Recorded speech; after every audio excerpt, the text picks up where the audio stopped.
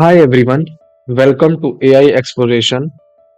Today we will dive into the basics of AI and machine learning. Myself, Omji Chauhan, and I am BTech student at Triple IT Bhopal. This channel is all about simplifying concept and making learning accessible to everyone. So without further delay, let's start the video. So you can learn the basics of computer science from the site's Khan Academy, and this comprises of 10 units: unit 1, unit 2, unit 3, unit 4, unit 5, and all of this. And unit 1 is digital information, the internet, programming, algorithm, data analysis, simulation, and many more.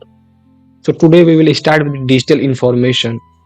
And in digital information there are many subtopics like bits, bytes, binary number limits, overflow, storing text in binary, converting analog data to binary, lossless file compression, lossy versus lossless, digital copyright, all of these.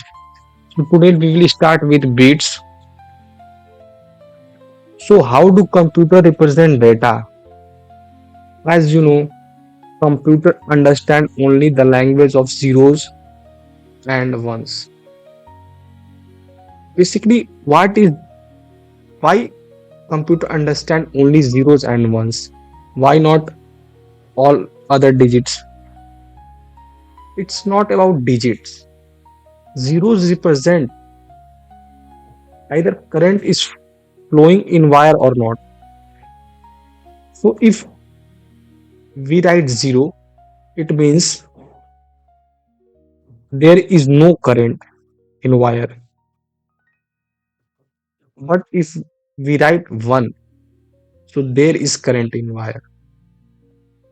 This can be understand from a bulb. If it glows, then it is ones. If it does not glow, then it is zero. Let us take some wires. Assume there is three or four wires and the current flow in it. So if current flow in one of the wire, you assume that represent one. And if it current flow in two wire, then denote with two. And if current flow in three wire, denote with three.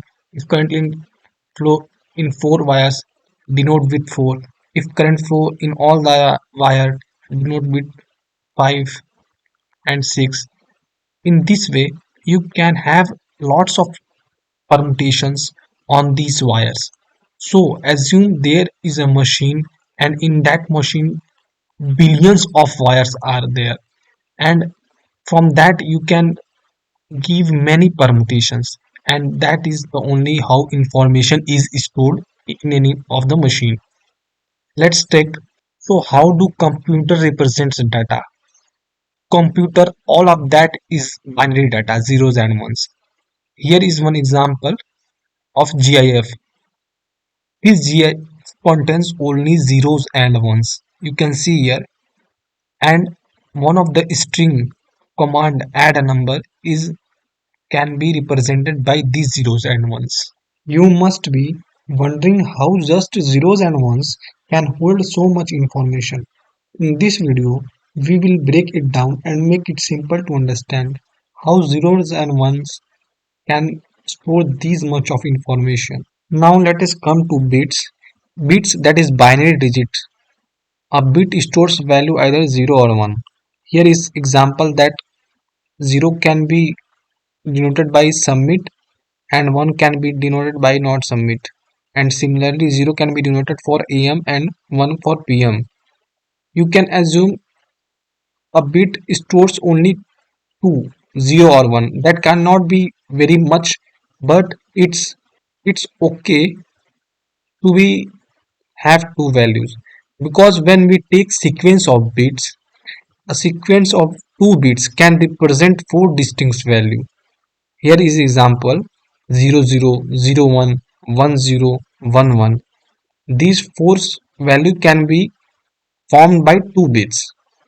And similarly, if you take 3 bits, then from 3 bits you can have 8 distinct values like 000, 001,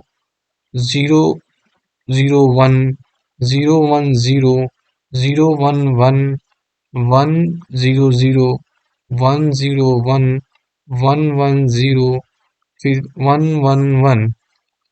In this way you can have 8 values. So now let us move forward. A sequence can be represented many things. If we take one sequence, that can be represent number also, character also, or a pixel. Here is example. This number 1000011 is 67 in calculator application, but it's represent C in text file. So the same sequence can represent different type data in different context. Now let's understand why bytes is important and why it's needed. You can say a byte is how much a computer like to byte at once, and that is why there are some computers in our modern era that has smallest addressable unit as a byte. That is the only second point is the byte is also the smallest as addressable unit of memory in most modern computers. Byte represents different type of information like a letter, number, or can be audio or a pixel in an image. We will explore how computers can use bytes and bits to represent all these type of information in further video. And one more thing I have to tell you that when we have to convert a bit into bytes, then we have to divide by 8. And when we have to convert a byte into a bit, then multiply by 8 in that byte. As we have come at the end of our video, let's reflect on the topics what we have covered. As we conclude, let's take a moment on what we have covered. We started with binary and data, and in that we have learned bits are the smallest piece of information that a computer can understand, and bits stores 0 or 1. And bits is something that have two types of information. Basically, we can assign two information from a one bit, and that can be denoted by 0 or 1. And from bit, if we want to give more than two information, we have to give a sequence of bits. And sequence of 8 bits is called a byte that we understood from bytes. And why bytes is important and why we considered a byte that we also understood. If you found this video helpful, then like the video and subscribe for more. Thanks for watching. I will see you in the next video.